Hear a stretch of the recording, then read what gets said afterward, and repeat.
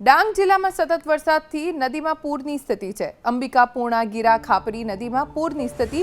ભારે વરસાદથી ડાંગ જિલ્લાના 13 રસ્તા ઉપર પાણી ફરી વળ્યા છે। વાહન વ્યવહાર અહીંયા બંધ કરવામાં આવ્યો। સુસરદા, ચિખલદા, આંબાપાડા સહિતના ગામને જોડતા કોઝવે પાણીમાં ગરકાવ થઈ ગયા। કોઝવે પરથી પાણી ન ઉતરે ત્યાં સુધી વૈકલ્પિક માર્ગનો ઉપયોગ કરવા માટે પ્રશાસને અપીલ કરી છે, કેમ કે સ્થાનિક નદીઓમાં પાણીની ભરપૂર આવક થઈ છે, જેના કારણે કોઝવે ઉપરથી નદીના પાણી ફરી વળ્યા છે। જેટલા બી કોઝવે ઉપરથી પાણી ફરી વળ્યા તે તમામને વાહન વ્યવહાર માટે બંધ કરી દેવામાં આવ્યા છે।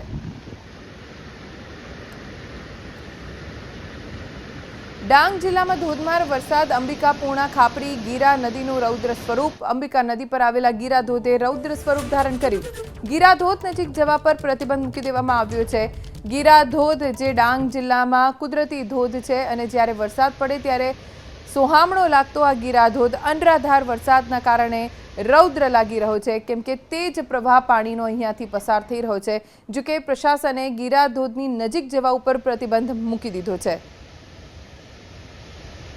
કોઈ પ્રકારની અનિચ્છનીય ઘટના ન બને તે માટે પ્રશાસને ગીરા ધોધની નજીક જવા ઉપર પ્રતિબંધ મૂકી દીધો છે।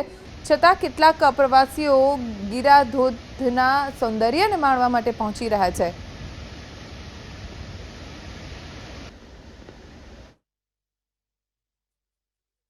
ગતરોજ ડાંગ જિલ્લામાં ભારે વરસાદ પડેલ છે, જેમાં આહવામાં 128 mm, 5 ઇંચ જેટલો વરસાદ, વઘઈમાં 183 mm, 7 ઇંચ જેટલો વરસાદ અને સુબીરમાં પણ 4 ઇંચ જેટલો વરસાદ પડેલ છે।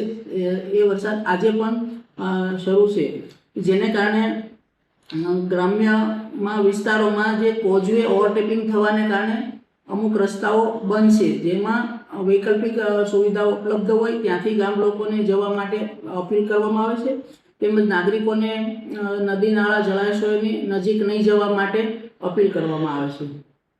ગતરોજ રાત્રે 3 જેટલા સરપંચના બનાવો પણ બનેલ છે અને આ માટે સિવિલ હોસ્પિટલ આહવા તેમજ આરોગ્ય કેન્દ્રો ખાતે પૂરતી દવાઓનો જથ્થો ઉપલબ્ધ છે અને એમની સારવાર માટેની તમામ તૈયારીઓ કામગીરી શરૂ છે।